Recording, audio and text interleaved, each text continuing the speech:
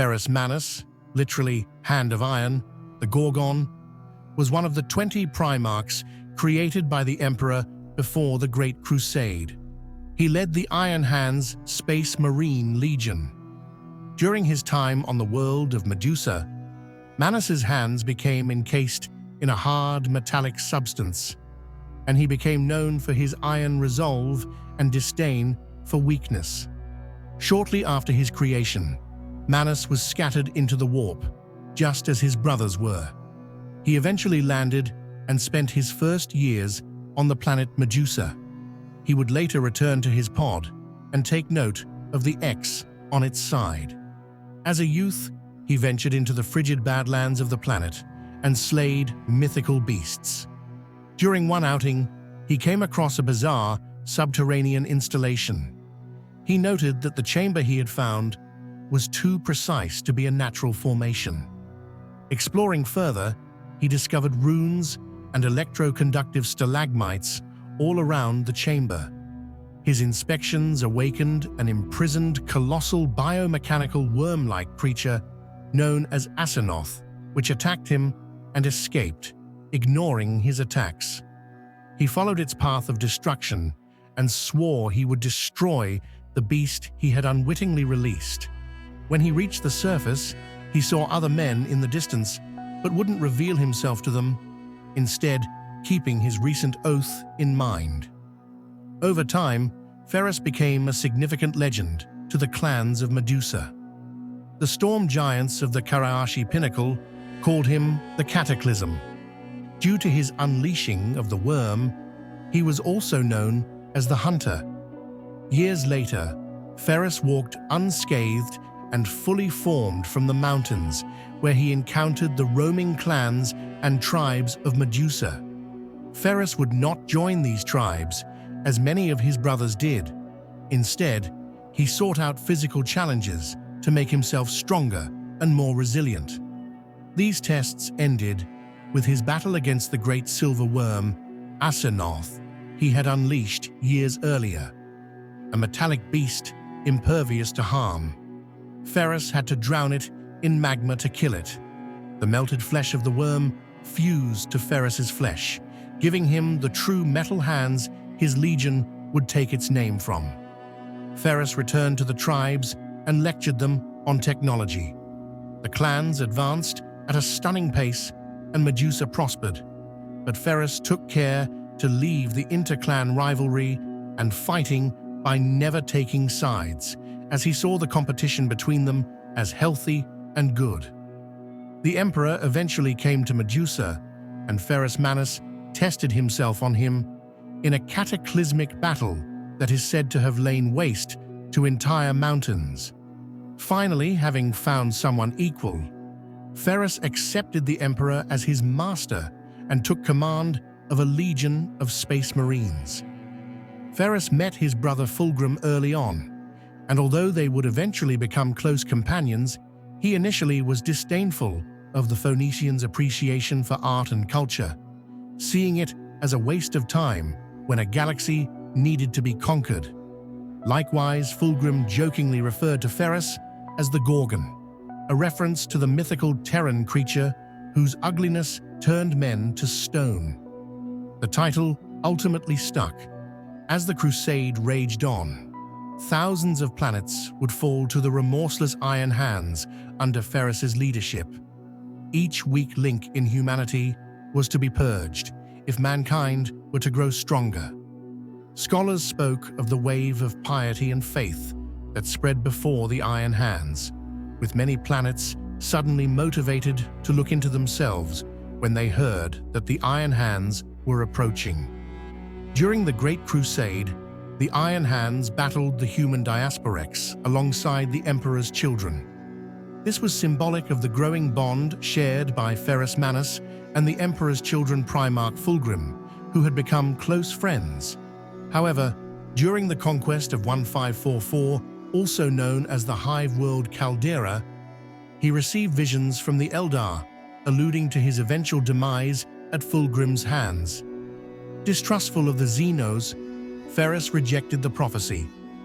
Ferrus was one of the 4 Primarchs privately referred to by Robert Guilliman as the Dauntless Few, the four of his brothers who most exemplified their father's design and whose legions reflected their best qualities, the others being Rogel Dawn, Sanguinius, and Leman Russ.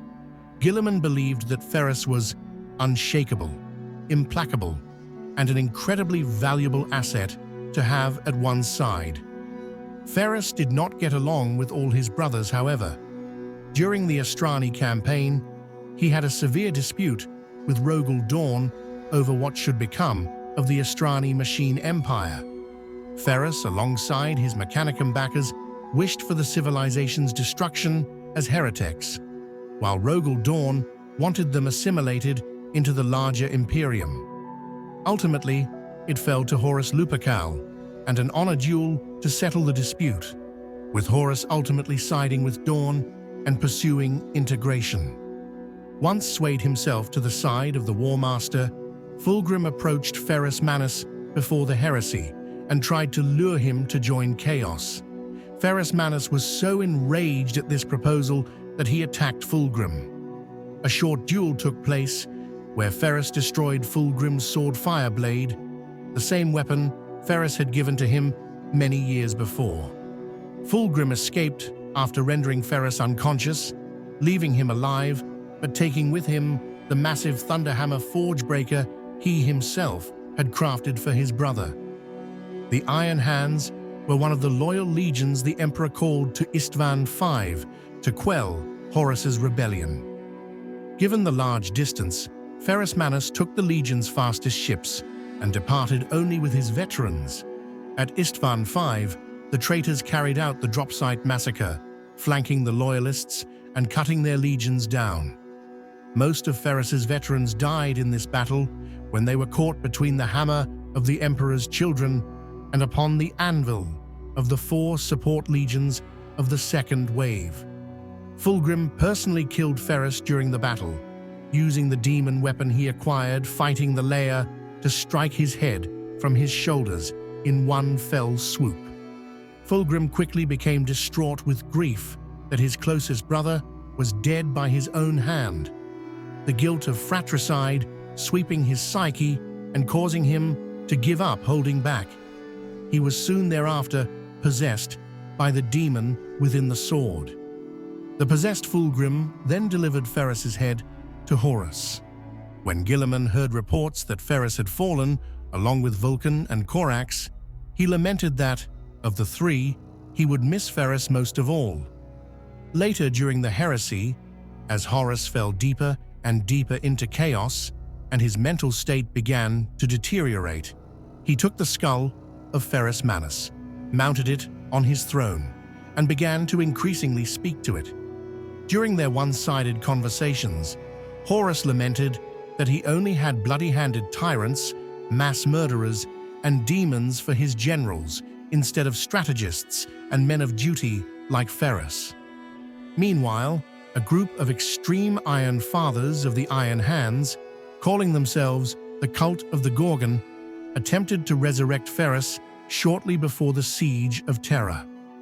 In an attempt to control the Iron Hands' remnants and oppose the legitimacy of Shadrach Medusan, the Cult of the Gorgon somehow acquired one of the metallic arms of Ferrus and attached it to a heavily armored and cloaked mechanical puppet. This shameful construct was destroyed by Vulcan. During the final climactic struggle of the war within the Webway, the Emperor summoned the souls of fallen heroes of the Imperium to serve as an army against the demonic hordes. Ferrus was reanimated as a blazing spectre and briefly fought at the Emperor's side. Later, during the final stages of the Siege of Terra, Ferrus Manus reappeared before Sanguinius aboard the warp-corrupted Vengeful Spirit. This manifestation was not a mere chaos hallucination or trick, as the deceased Primarch stated that Horus had brought him back as a demonstration of his power and as a form of psychological torture of Sanguinius. Ferrus guided Sanguinius to Lupercal's court to face the treacherous War Master. When the Emperor was mortally wounded in the Siege of Terra, it created a psychic apparition of Manus, which briefly appeared before the Iron Hands on Medusa. According to the Iron Council's logs, their Primarch warned them that a calamity would come to befall mankind. When it occurred, though, Manus promised he would return to lead the Iron Hands against it, and the apparition then disappeared. Since the Horus heresy, Clan Cargill maintains that Ferrus Manus will return one day when the Imperium needs him once more. To this end, they maintain an eternal vigil over the Karashi heights of Medusa, awaiting his return. The other clans do not have the heart to impede the Cargill in this. For as long as they maintain their vigil, hope remains. Following the Dropsite Massacre, a mentally volatile Fulgrim would have Fabius Bile clone Ferrus. However, these clones proved unstable, and each refused to turn against the Emperor, forcing Fulgrim to once again kill his brother and driving him even madder. 10,000 years later, in the 41st millennium, a demonette of Slanesh taunted Iron Hands Sergeant Naim Morvox on Shardness, claiming that it had seen Manus's head, and it is still screaming. With the creation of the Great Rift, however, many in the Iron Hands believe the time of their Primarch's promised return to his sons has come. The Wardens of Gorgon's Forge are now working harder than ever to unravel its secrets in preparation for Manus's arrival, and all but the coldest of the Iron Hands yearn for that day to arrive.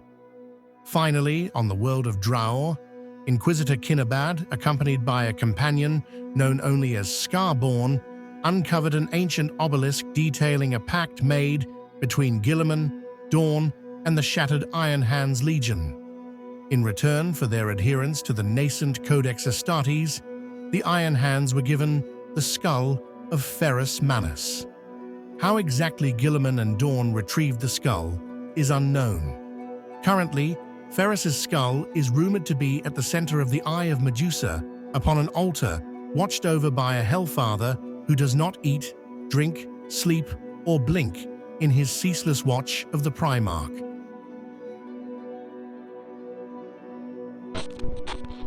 Thank you for listening to this entry from the Warhammer 40,000 Lexicanum.